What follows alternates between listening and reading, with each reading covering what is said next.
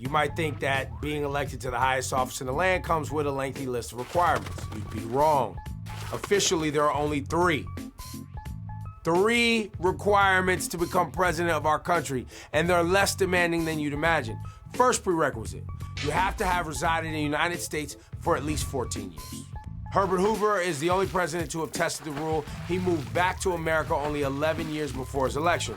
Second, you have to be at least 35 to run for president. The founding fathers assumed the older you were, the more mature you'd be, right?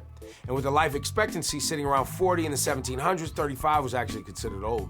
Still, nobody in their 30s has ever become president.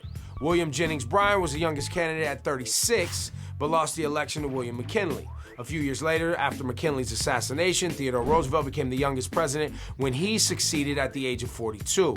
John F. Kennedy was the youngest elected person, winning the vote a year older at 43. Now, the third qualification, you must be a natural-born citizen. Now, obviously, this wasn't the case for the early presidents. It would take us until our 8th president before we found our first U.S. and not British-born subject in President Martin Van Buren. However, that doesn't stop people born outside the United States from running for president.